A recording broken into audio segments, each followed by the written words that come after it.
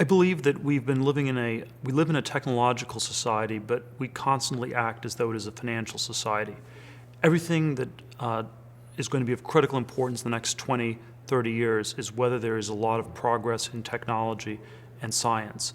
And yet our priorities are massively geared towards saving the financial system rather than making sure the technological system works better.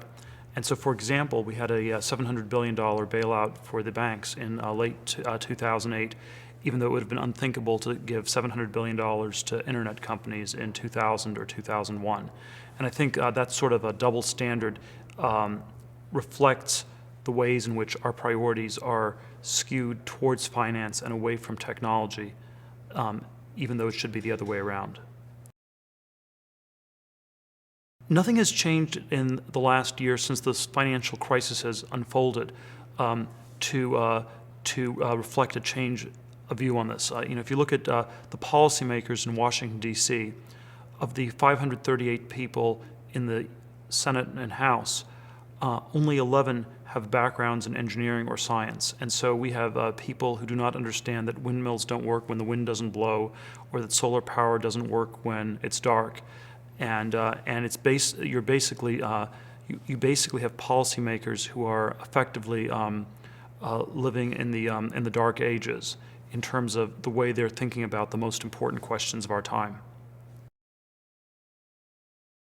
Financial innovation and technological innovation are both good to the extent they involve real innovation and bad to the extent they do not involve real innovation.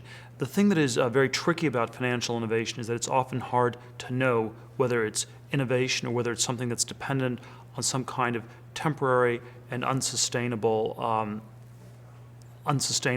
trajectory. So innovation in housing, in financial engineering around that was probably ultimately unsustainable because it depended on ever-increasing debt, ever-increasing leverage. There are versions of technological innovation that may be unsustainable as well. So if you have some innovation that leads to extraordinary environmental damage, it may look like you're making a lot of progress, but it turns out not to have a sort of long-term compounding aspect to it. Some forms of financial innovation have involved misallocation of resources. To my mind, people are being scapegoated a bit too much in the finance industry. And I think the question we need to be asking is not whether there's been too much financial innovation, but why there has been so little innovation in other areas.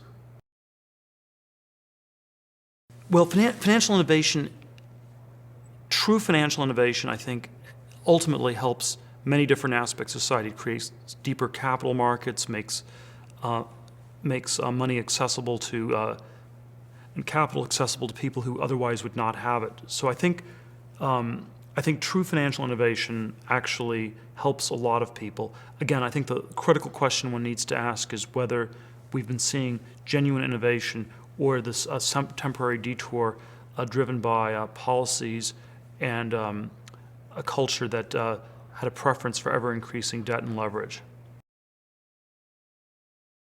I think it is far too early to tell what kinds of innovations are going to come out of this crisis. I'm not personally convinced that crisis or instability is always the best context for great economic growth or anything of that sort. To the extent that certain kinds of business models have been discredited or thrown into question, that obviously may open the door for other things to be done. But I think that we will only know the answer to the question of what exactly is being created as a result of this crisis in 20 years' time. The question about what sorts of innovations we're likely to see in the next 10 or 20 years depends a great deal on what people do. The pessimistic view is that we are living in a society that depends on innovation and science and technology, but that is actually not focusing on these things nearly enough, and that as a result we are headed towards an extended period of stagnation and very slow growth throughout all the nations of the developed world.